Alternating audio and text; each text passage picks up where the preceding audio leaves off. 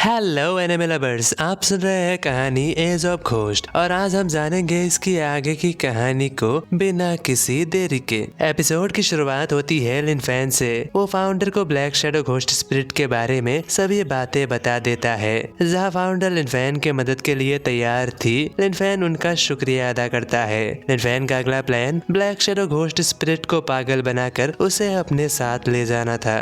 वही दूसरी ओर black shadow ghost spirit ghost city के अंदर ही घूम रहा था। उसे देखकर हर कोई घबराया हुआ था। ब्लैक शैडो घोस्ट स्पिरिट उन सभी को इग्नोर कर अपनी कम्युनिकेशन डिवाइस पर कुछ देखने लगता है। तभी पीछे से किसी की आवाज आती है। वो कहता है, रुकिए। तभी हम देखते हैं ये और कोई नहीं बल्कि लिन फैन होता है। उसके रुकने पर लिन फैन कहता है, क्या मैं आपको याद हूँ? अगर आपको कोई परेशानी ना हो तो क्या हम बात कर सकते हैं? जिसके बाद दोनों बात करने के लिए साइड में आ जाता है। लिन फैन उसे ग्रीट करते हुए बताता है, शायद आपको लग रहा होगा कि सिटी लॉर्ड के साथ आपकी कन्वर्सेशन अच्छी रही होगी, लेकिन मुझे डर है ऐसा बिल्कुल भी नहीं है। वही ब्लैक शैडो घोस्ट स्पिरिट हल्का चौंक कर कहता है, लेकिन इसके बारे में तुम्हें कैसे पता? वही लिन फैन एक शातिर मुस्कुराहट के साथ कहता है, अरे माफ करना, मैंने तो अपने बारे में बताया ही नहीं। मैं इस घोस्ट टाउन की चीफ मिनिस्टर हूँ, तो नेचुरली मेरे पास कई रास्ते हैं अंदर की जानकारियाँ निकालने के लिए। वही ब्लैक शैडो घोस्ट स्पिरिट लिन फैन की ओर शक भरी नजरों से देखते हुए सवाल पूछता है,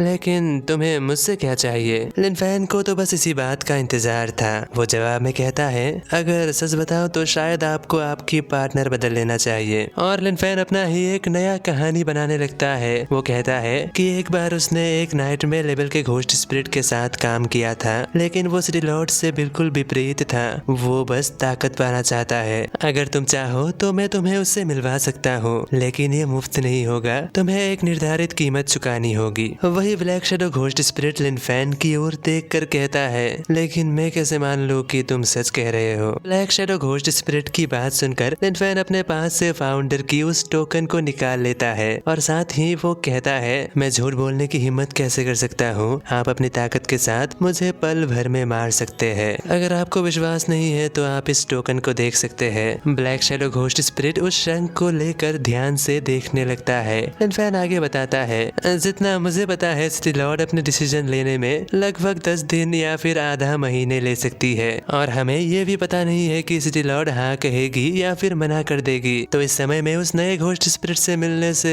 आपकी कोई नुकसान तो नहीं होगी, लेकिन अगर आप नहीं चाहते तो रहने देते हैं। फिर भी अगर आपका मन हो तो आप मेरे साथ जा सकते हैं। लिन फैन की बातें सुनकर ब्लैक शैडो घोस्ट स्पिरिट कहता है, ठीक है, मैं तुम्हारे साथ जाने के लिए तैयार हूँ। ये कहकर ब्लैक शैडो घोस्ट स्पिरिट वहाँ से जाने लगता है। लिन फैन उसे ग्रीट करते हुए कहता है, ग्रेट, तो हम कल मिलते हैं। जिसके बाद हमें लिन फैन के प्लान के बारे में पता चलता है। सबसे पहले Lin Fan black shadow ghost spirit को किसी चीज की लालच देकर उसे अपने साथ ले आना है। वही फाउंडर किसी जगह की सभी घोस्ट स्पिरिट को मारने के बाद ब्लैक शैडो घोस्ट स्पिरिट के लिए वहाँ पर एक जाल बिछाने वाली थी, जहाँ Lin Fan black shadow ghost spirit को ले आएगा और वो जाल में फंस जाएगा। जिसके बाद हर कोई मिलकर उसके ऊपर एक साथ हमला करेगा और ननरी मास्टर उसे सप्रेस करने के लिए अपनी एनालाइज स्किल का इस्तेमाल करेगी। जिसके बाद लिन फैन खुद से ही कहता है, हमारे पास समय बहुत कम है, हमें कैसे भी करके ब्लैक शैडो घोस्ट स्पिरिट को रोकना होगा ताकि वो सिटी लॉर्ड के साथ जुड़ ना पाए। सीन शिफ्ट होता है दूर कहीं एक जंगल में, जहाँ पर फाउंडर अपनी शक्तियों का इस्तेमाल कर आसपास की सभी घोस्ट स्पिरिट को मार देता है। जिसके बाद वो लिन फैन को कांटेक्ट करके कहती है, जाल बिछाने के लिए थोड़ा वक्त लगेगा, कल तक तुम उसे यहाँ पर ले आना।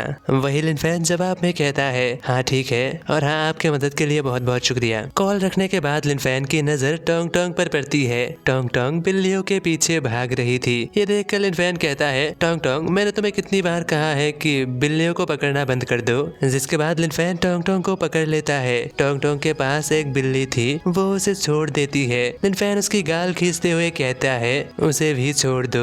वही टोंग टोंग के मुंह के अंदर एक बिल्ली थी। बिल्ली घबराई हुई थी। वही लिन फैन टोंग टोंग को डांट लगाते हुए कहता है, तुम्हें कितनी बार कहना होगा, हम इन बिल्लियों को अपने साथ नहीं रख सकते। तुम्हारी इतनी ताकतवर घोस्ट एनर्जी को ये छोटी छोटी बिल्लियां कैसे सह सकती है? लेकिन वही टोंग टोंग लिन फैन की ओर रोनी सी शक्ल बनाकर देखती है।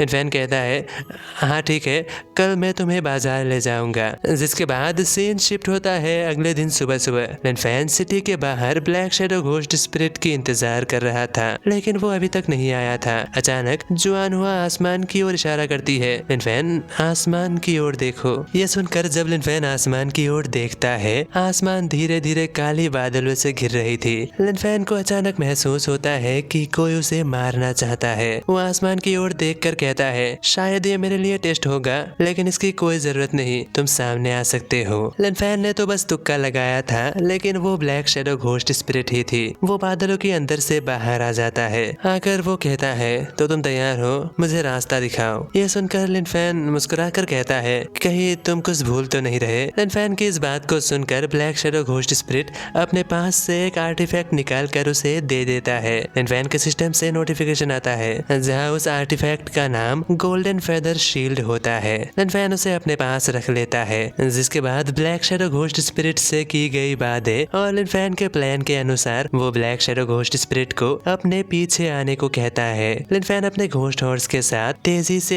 एक ही दिशा में बढ़ रहा था। अचानक लिनफेन के रास्ते में स्पेस टाइम में दरार आ जाती है। लिनफेन इससे पहले कि रुक पाता, वो अपने घोस्ट हॉर्स के साथ उसके अंदर घुस जाती है। लिनफेन को पहले लगता है कि शायद से ये फाउंडर होगा, लेकिन वो जल्दी समझ जाता है, नहीं, ये ब्लैक शैडो घोस्ट स्पिरिट है। वो अपनी डरावनी आवाज में कहता है, मुझे तेरे ऊपर पहले से ही शक था, लेकिन मुझे ये नहीं लगा था कि तू एक इंसान होगा। लिनफेन एक्सपोज हो चुका था, उसे जल्द से जल्द फाउंडर को इन्फॉर्म करना था। वो अपनी कम्युनिकेशन डिवाइस की ओर हाथ बढ़ाता है, लेकिन ये क्या, उसके पास उसकी कम्युनिकेशन डिवाइस नहीं थी। वही लिनफेन को घबराते हुए देख ब्लैक शैडो घोस्ट स्पिरिट कहता है, शायद तुम इसे ढूंढ रहे हो, लेकिन इसकी कोई फायदा नहीं, तुम मुझसे बच नहीं सकते। ये कहकर वो लिनफेन के ऊपर हमला कर देता है, लेकिन अचानक टोंग टोंग बाहर आकर उसकी हमले को रोक देता है।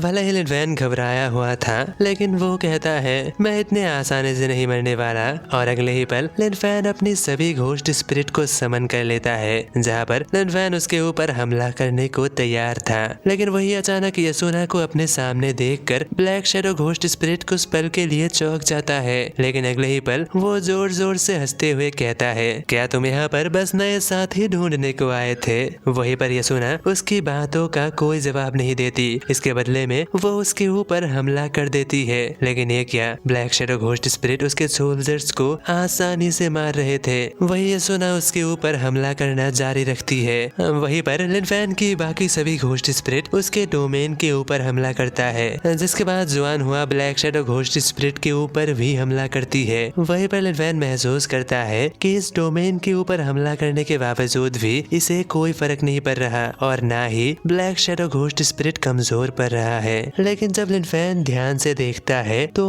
वो पाता है कि ये काली बादल असलियत में अनगिनत उड़ने वाली चींटियों से बनी हुई है। वही जुआनहुआ और जियांगुई अपने हमले जारी रखता है, लेकिन इससे कोई फर्क नहीं पड़ता। वहाँ से बस ब्लैक शैडो घोस्ट स्पिरिट की हंसी की आवाज सुनाई दे रही थी। वही लिनफेन ब्लैक शैडो घोस्ट स्पिरिट की ताकत को देख परेशान था, क्योंकि जियांगुई और यसुना दोनों नाइटमेयर लेवल पर थी, लेकिन फिर भी वो लोग इस घोस्ट स्पिरिट के सामने कमजोर पड़ रहे थे। तभी अचानक उस घोस्ट स्पिरिट की गूंजती हुई आवाज आता है। वो अपनी डरावनी आवाज में कहता है, क्या तुम कुछ इंटरेस्टिंग देखना चाहोगे? अगले ही पल उनके सामने एक रोशनी चमकता है। अचानक लिनफेन महसूस करता है कि सब कुछ शांत हो चुका है, ना ही वो कुछ देख पा रहा है, ना ही कुछ सुन पा रहा है। उसकी सारी सेंसेस ब्लॉक हो चुकी थी। तो अब कहानी में आगे क्या होगा? क्या लिनफेन उसके इस हमले से बच पाएगा? क्या फाउंडर समय रहते यहाँ पर आ पाएगी? इन सभी सवालों का जवाब जानने के लिए देखते रहिए आगे आने वाले एपिसोड्स। मैं मिलता हूँ अगले किसी वीडियो के साथ, तब तक के लिए बाय बाय।